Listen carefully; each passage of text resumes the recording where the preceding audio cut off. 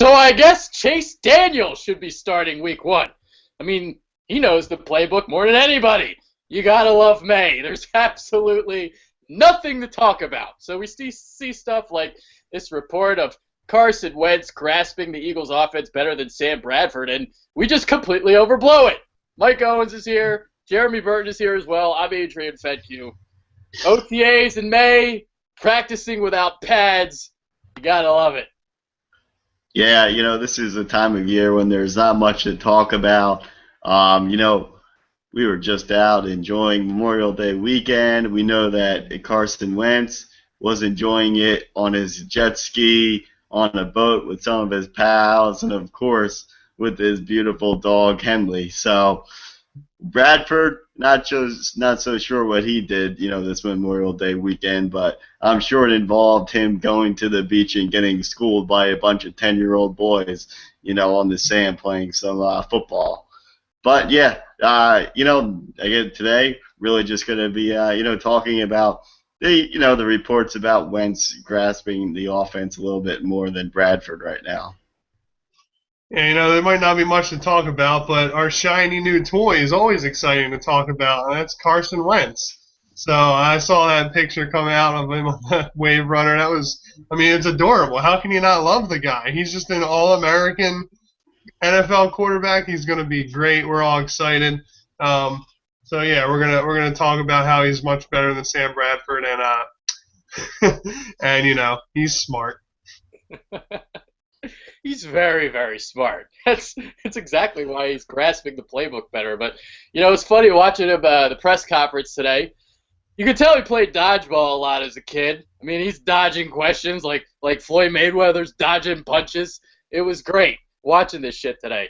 But yeah, this is what we're gonna talk about. I mean, it's funny watching people on Twitter and just hanging on every word from these beat writers, these observations from practice. Oh, Sam Bradford threw an interception. Oh my God, Carson Wentz did this. Carson Wentz did that. Guess what, guys? It's May. Who the fuck cares what's happening right now? Even when we get to training camp, don't take too much stock into what's going on. Clearly, Jared Goff agrees with me. He just took a little plunge. But I mean, seriously, like training camp, I can't tell you how many times I heard, well, Curtis Marsh is having a good camp. Curtis Marsh is like the worst quarterback in the league. So don't take too much stock into anything you see, hear, whatever. It doesn't matter. It doesn't matter. That is all. Yeah, a great example of that is obviously last season during the preseason with Bradford. I mean, Bradford went out, had that outstanding game, at Lambeau against the Packers. And, I mean, even the Bitterbirds got excited about that one. I mean, everyone got a little bit excited about that one. But I think, ever since that game, it's gotten to the point where we've realized that you can't put much stock into training camp, these practices, and the preseason, really, because it really doesn't matter until you get out there, on the field on Sunday when it really counts in an NFL game. Yeah, I mean, Carson's out there with a red shirt on, just in shorts, no pass rush. He's never seen an NFL pass rush before. Point blank, period. He hasn't seen it yet. And, that first big hit from a 300-pound lineman, he's going to be like, oh, okay, I'm in the NFL.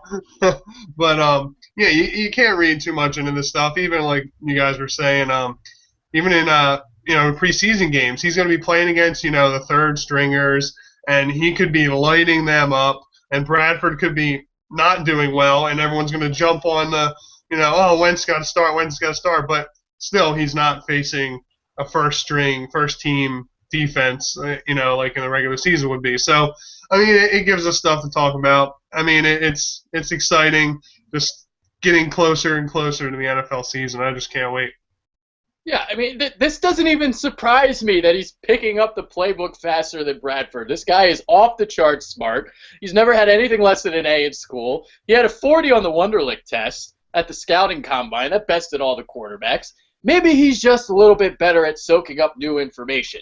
But then again, maybe Bradford's still a bit perturbed about the Eagles wanting to trade up for a quarterback. Maybe his head still isn't in the game. I mean, again, you just can't take too much stock into this. And like Jeremy just said, he is yet to have to read a defense.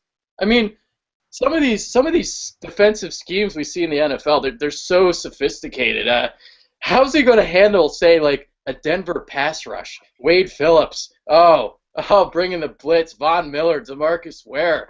I mean, well, we're not going to play the Broncos or anything, but you get the point. I mean, shit, man. God, it's like people already just like, oh my God, Carson Wentz this, Carson Wentz that. Yes, we love Carson Wentz here at the Better Birds, but I mean, Jesus. Yeah, I mean, we just gotta, pump the brakes a little bit on the Wentz wagon here, and it's at the point, that's why you gotta let Bradford start the season. He's a veteran guy. He's seen all those sophisticated types of defense in the NFL before, so you really gotta let Bradford go out and, earn his money. Obviously, he's not gonna earn the money that he's being paid, but you got to let him go out there and start the season at least. Yeah, I mean, Bradford's going to be the starter. Doug Peterson isn't going to let his first and most important, decision as a head coach and go against it. He's made it very public that Bradford's our number one guy. We paid him all this money to bring him in, keep him here, and, basically he's going to be the stopgap guy, but, he's not going to go back on that. He's the veteran here. He's got the most experience. Let him take his lumps, like Mike said, earn his money. I totally agree that Wentz should be he's got to get out there at some point. I want him to get playing time this year. It's just not going to happen right away, barring, injuries.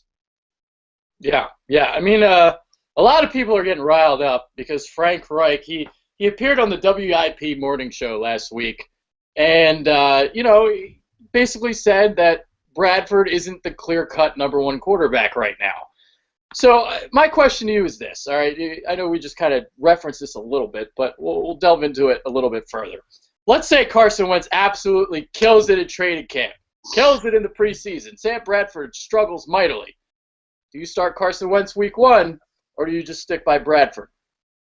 Oh, well, we got to go with Wentz, right? No. You got to, it's going to be interesting if that happens, though, because I think that's a scenario that the Eagles front office is dreading, and it's also the scenario that Peterson is dreading because during the preseason, if Wentz totally outplays Bradford, the fans are going to be giving it to, Peterson and the Eagles front office, letting them know their opinion about the whole situation. But I think that the Eagles will stick with their guns. They'll let Bradford start the season, and realistically, how things are going to play out is that Bradford will probably make it about halfway through the season, and he won't be able to deal with the fans, get to him mentally. And then that's when you'll see Daniel and Wentz eventually take over the rest of the season. Yeah, I'm hoping Wentz absolutely kills it this preseason. I hope he has the best preseason and all the quarterbacks in the NFL. But, that'd be a good start for him. But, he's not going to start the year. It's the Cleveland Browns week 1. And Bradford can't beat the Cleveland Browns or at least, put up decent numbers. That's not a good start for Bradford. And the fans will definitely give him hell. That game's at home. So, we'll see how it plays out. But, yeah, this is Bradford, he is playing with a chip on his shoulder. But he has a lot to learn. It's another new offense for Sam Bradford. It's like his, something like 5th new offense in 6 years or something crazy. So he even said himself, the playbook's a lot bigger than Chip Kelly's. So he's got some reading to do. That was funny listening to him say that. Yeah, it's a little bit bigger. A little bit. Oh, man. Honestly, though, if I was the head coach of the Eagles, I would start Wentz week 1. I don't give a fuck about all the hearsay and all that because I think we're going to be bad this year. I think we're like a 6-10 team. So for me, it's like, all right, let him learn the ropes on the fly.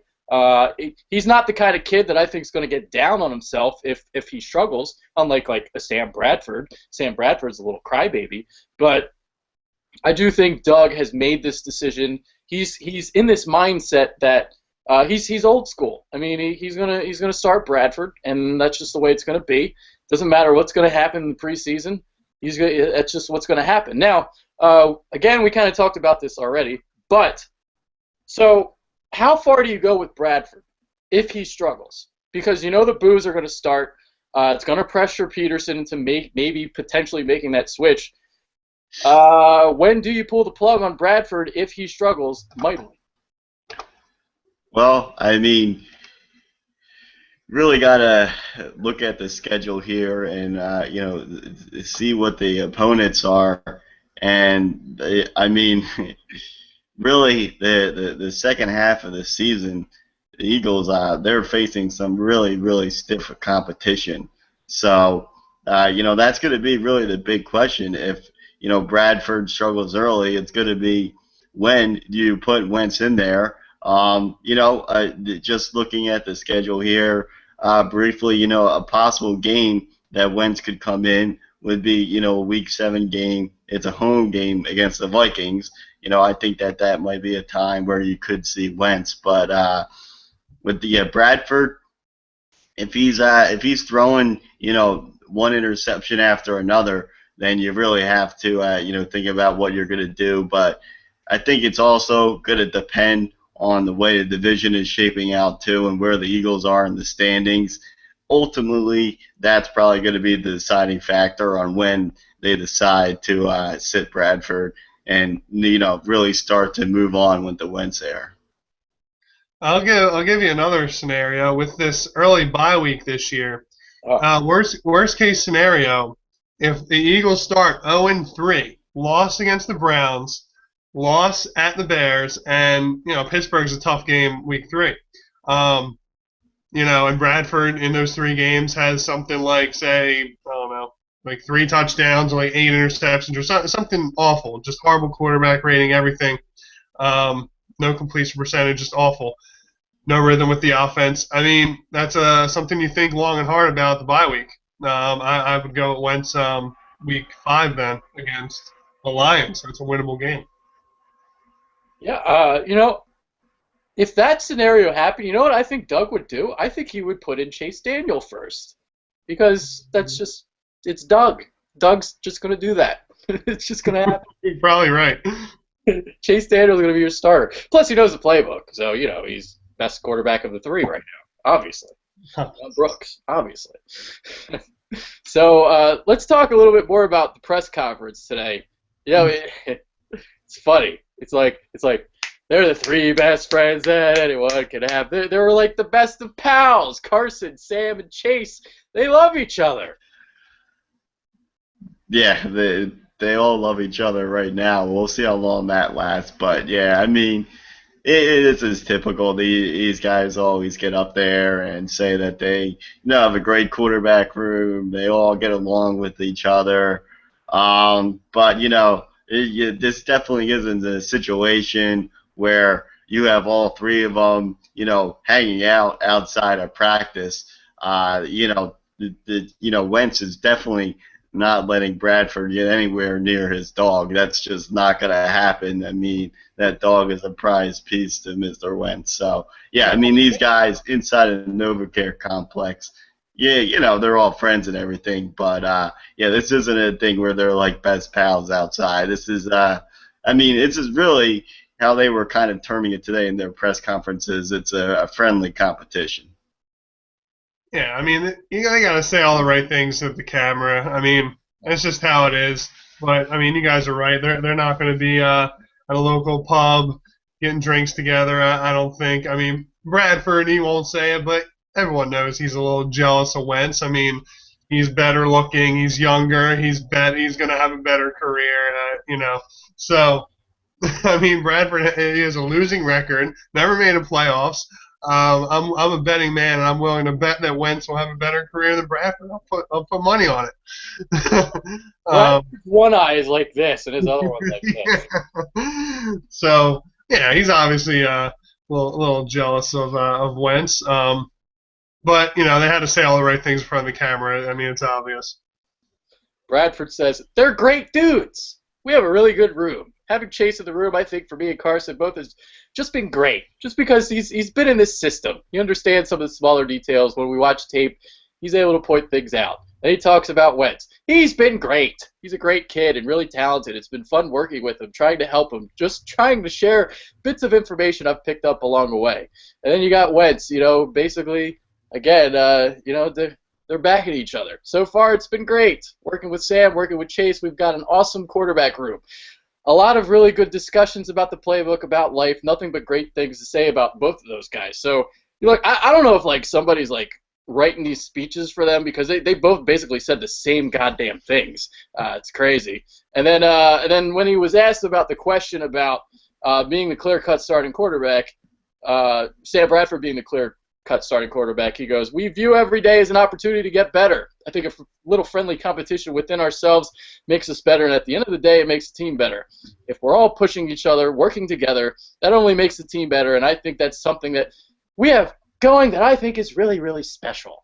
The relationship we have with us three is huge. We're not out there to get each other. We're out there to make the team better. Not only does that lift the team, it makes us individually better, being able to work together and not have to worry and stress about the other stuff. So what do you think they said to each other right after press conference? You think they threw the boxing gloves on? Yeah, no, I don't think they're throwing any boxing gloves on. Really here, the Chase Daniel is the guy who is the key to this whole quarterback room because he's really the mastermind. He's been in this system before, so really for Wentz's development going forward, Chase Daniel is the guy that's really going to teach him everything about the system. Bradford, he's learning the system too. He's learning another new offense, so he's not the guy that Wentz is going to go to. Chase Daniel is really the middleman in this whole situation, so he's got both guys going on to him for advice. So it's going to be interesting to see, to really watch, during training camp and the preseason to see who is picking up the offense faster. That's kind of the question that we talked about at the beginning of the show. And I think that's when you'll have a more clear-cut answer when you get into those preseason games. I want to know how many times the word better was used in that press conference. Oh, we make each other better, the team better, we do this better, we do that better. I feel like said I'm better than you. Yeah. I don't know if the PR department had some words with these guys before they went up to the podium, but, what can you say? They should, want to be competitive and make each other better, but, really, Sam's just trying to have, his best year, and Wentz is trying to learn, and, Wentz obviously is a smart guy, and, he's grasping everything quickly, and, that's a great thing, and Chase is kind of like the veteran of this offense, so he's that middleman, and I'm sure they are really asking Chase a lot of questions. That's probably true. So yeah, we'll see how it plays out. It is going to be exciting to see how they all do, and how the season goes along with these three quarterbacks. Yeah. Now to get into a different sort of topic. Now let's just talk a little bit about the offense, because Bradford was talking about it today. We referenced it earlier. The playbook's a little bit bigger, not like Chip Kelly's. An Asian penis is probably taller and bigger than a fucking Chip Kelly playbook. But, he was saying that it's not like it's West Coast, but it's also spreadish. So it's a hybrid. And that's something that Doug talked about during his introductory press conference. Sam was asked, how similar is this offense to the one that you ran in St. Louis? Because St. Louis ran like this West Coastist offense. And he talked about, he was like, the one in St. Louis was a lot more 21 personnel. 21 personnel, in case you guys, don't know, 2 backs, 1 tight end. So that's 21 personnel. And he said, in this offense, it's 10 personnel, 11 personnel, like 12 personnel. So like a single back. There is some fullback, but it's more, spreadish. And the other thing that people observed today was that the offense was showing some 3 tight end sets. I mean, this is something I already knew, but it's interesting to delve into that too, because the 3 tight end sets, that was something that Chip Kelly was supposed to bring to Philadelphia, and it never happened. But it'll be interesting to see them getting 3 tight ends involved: Trey Burton, Zach Ertz, and Brent Selleck, baby, all in the same formation. Yeah, I mean, you're right, and that's what's ironic about this thing is that Chip Kelly was supposed to, bring those 2 tight end, 3 tight end sets here.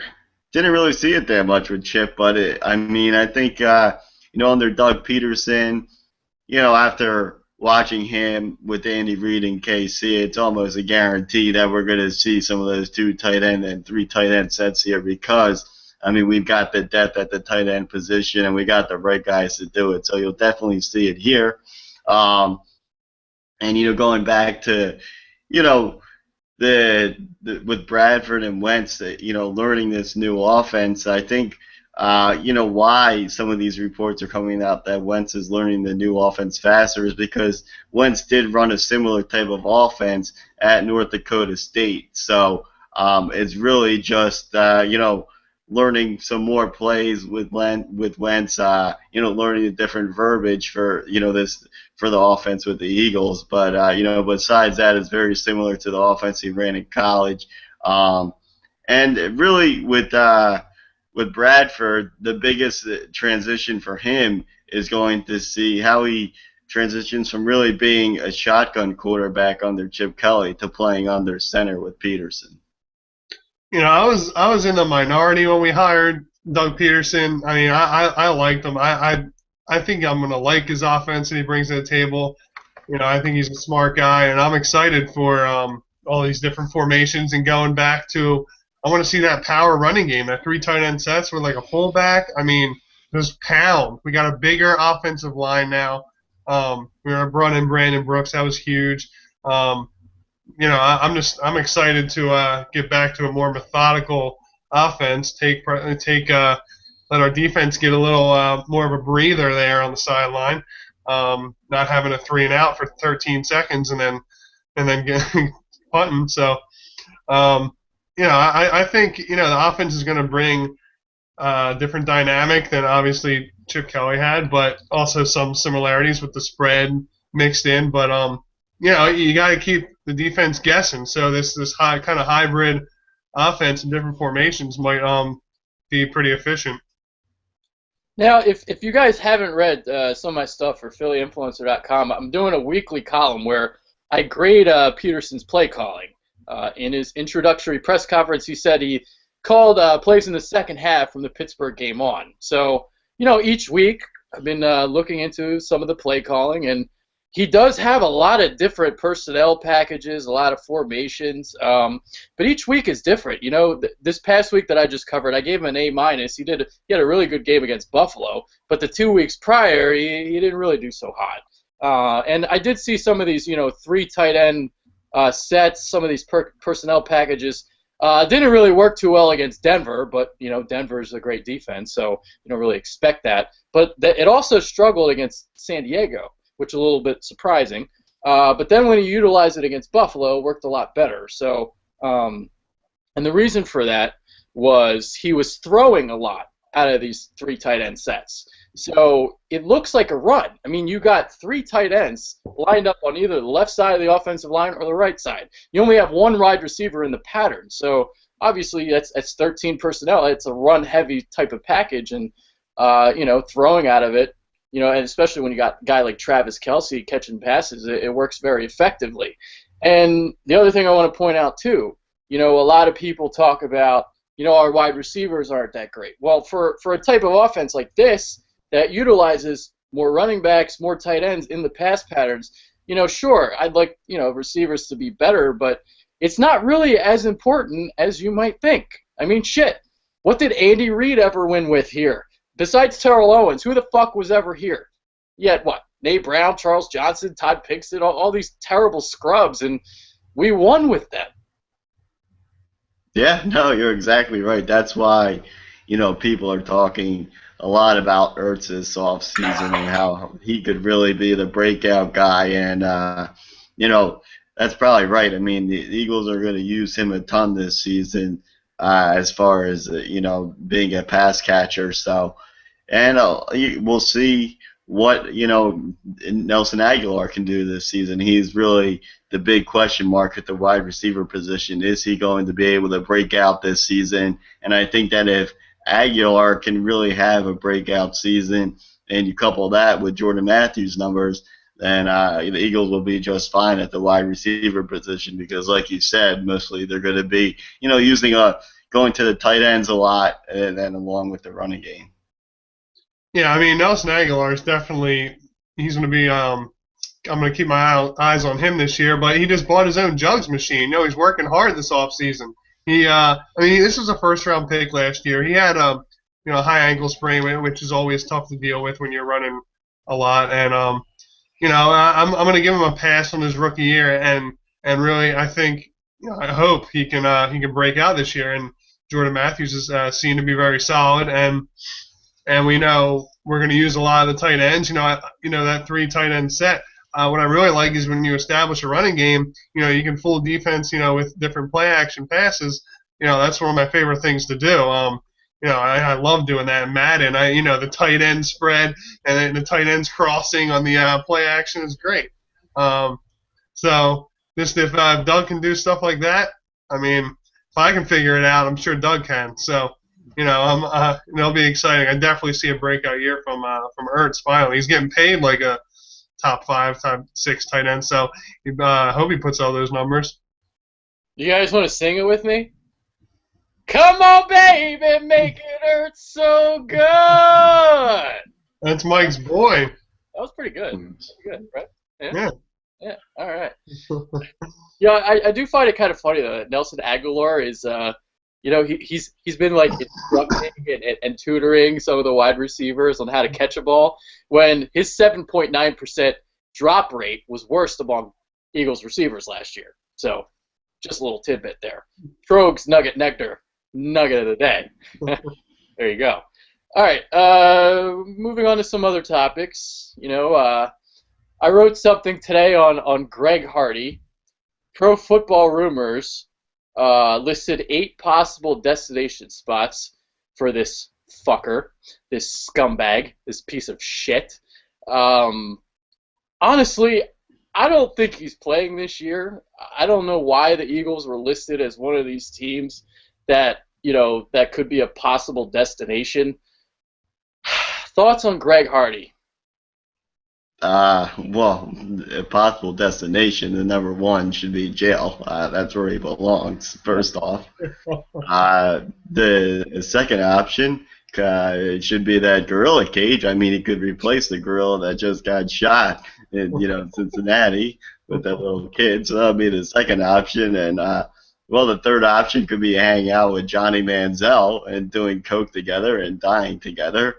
So none of the options involve the NFL or the Eagles. I don't want this guy anywhere near our team, and I doubt that the Eagles would even do anything like that.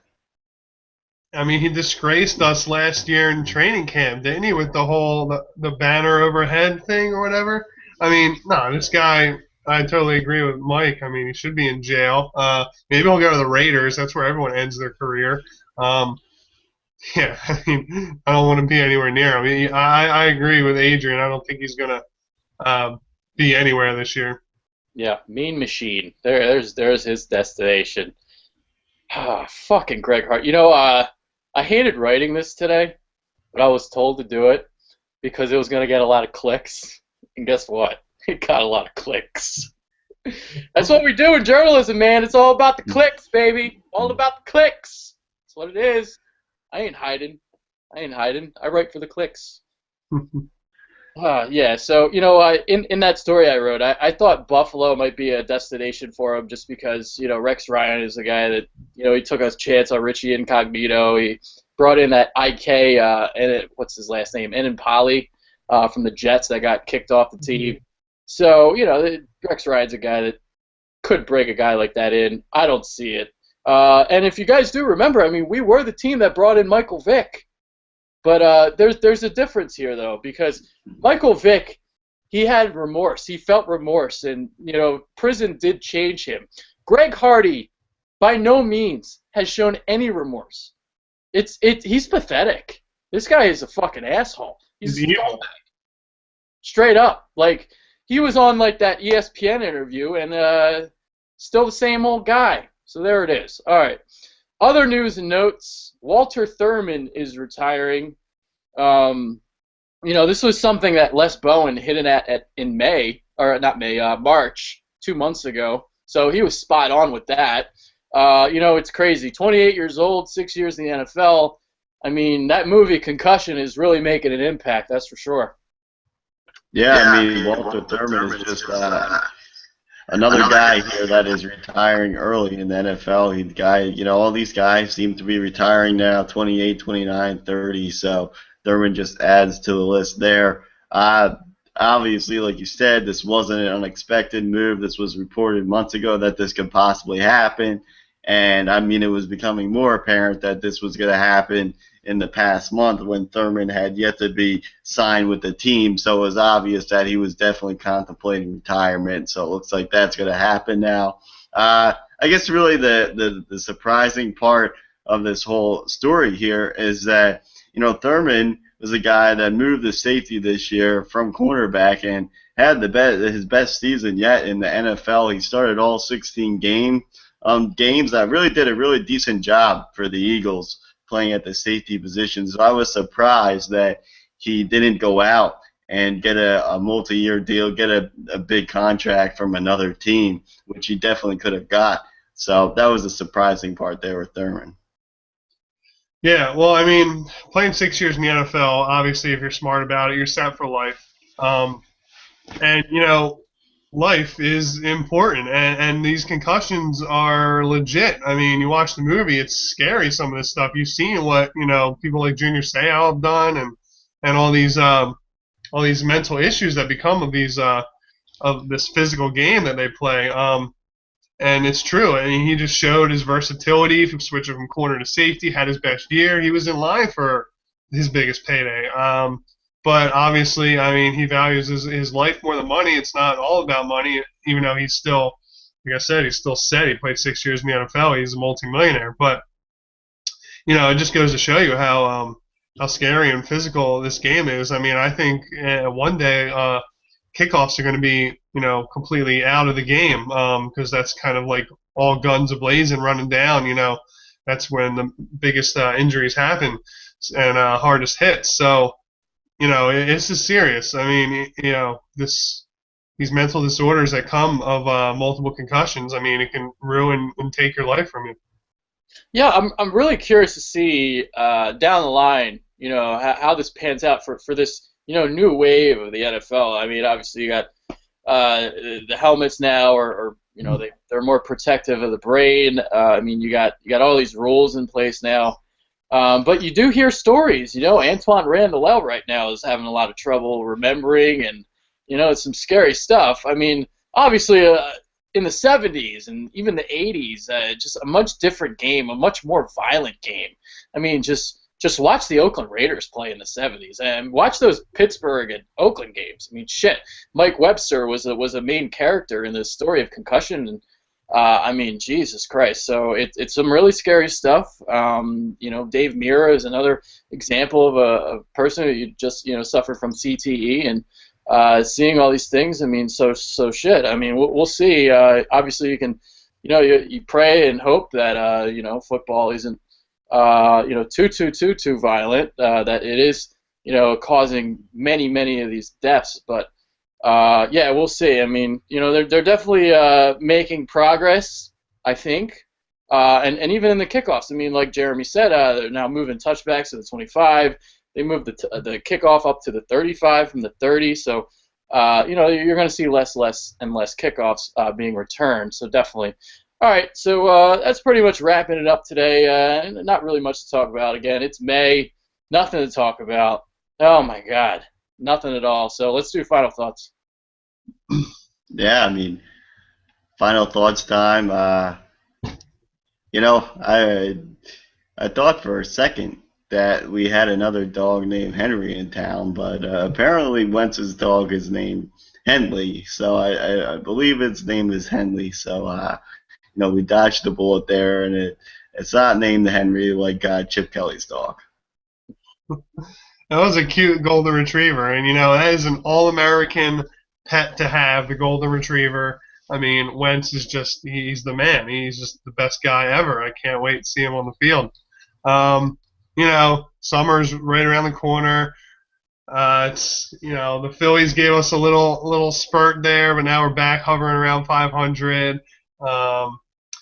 We got the NBA draft in a couple weeks, so we'll add Ben Simmons to the Sixers team. I'm very excited about that. Possible trade, possible top 3 picks, and we got a fun NBA Finals rematch this year. So that starts Thursday.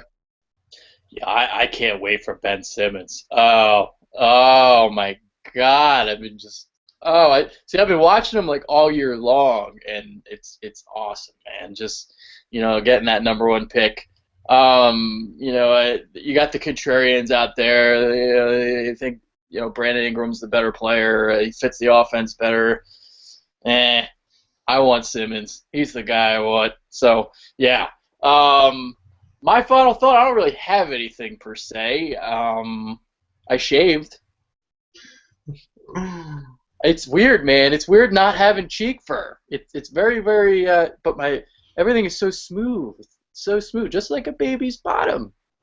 So there you go. I can't do that. I always have to have something. Yeah, I just felt like doing it. I've had the cheek fur for months upon months, and sometimes I'd let it grow. Not like Brian Wilson, but I let it grow a little bit. I got like this little pudgy face going on now. I don't know if I like that. I don't know if the ladies are gonna like that. I don't know. We'll find out this weekend. So I will shave again. I'll run an experiment. We'll see. We'll see if Adrian does better with the beard or without the beard. But I do have some of these pimples going on here. Not cool. Not cool. I'm 28 now. I'm not supposed to have this shit. Fucked up. All right, so that about wraps it up today. Unfortunately, Jared Goff had enough of me. He didn't want to listen. But for Mike Owens, Jeremy Burton, I'm Adrian Fedhue. Again, who gives a fuck what's happening right now in OTAs? Don't read too much into it. You know what? It was funny. Forgot to say this, but like Malcolm Jenkins apparently dropped this interception, and fucking spur of tweets like, man, he still doesn't have hands. Why didn't he work on that all off season? Jesus Christ. We're out. Later. Peace.